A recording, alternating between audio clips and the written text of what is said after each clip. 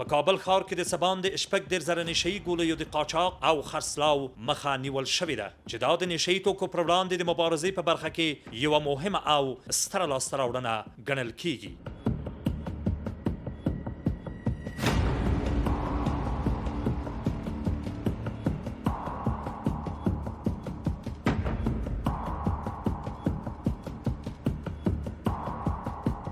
د کورنیو چارو وزارت د نشه یي توکو پر وړاندې د مبارزې معینیت ځانګړي پولیس تل هڅه کوي چې د نشه یي توکو د خرڅلاو، انتقال، قاچاق او پروسس مخه ونیسي او هغه کسان د قانون منګولو ته وسپاري چې په دې ناوړه کاروبار کې لاس لري.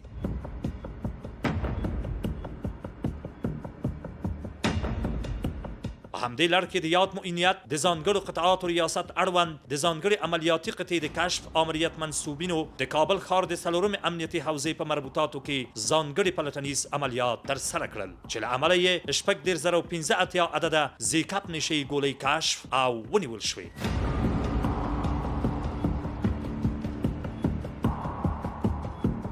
تړاو پنځه تنه هم نیول شوي چې له لومړنیو څېړنو وروسته به عدلي او قضایي ارګانونو ته وسپارل شي.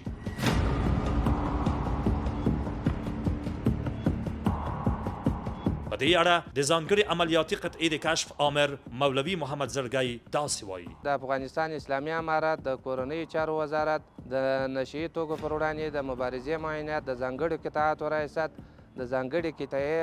د کشف امریت منصوبینو یو لړ عملیات د کابل ښار څلورمه حوزه کې ترسره کړله چې په یادو عملیاتو کې شپږ دېرش زره پنځه اتیا زیکپ ګولۍ ونیول شولې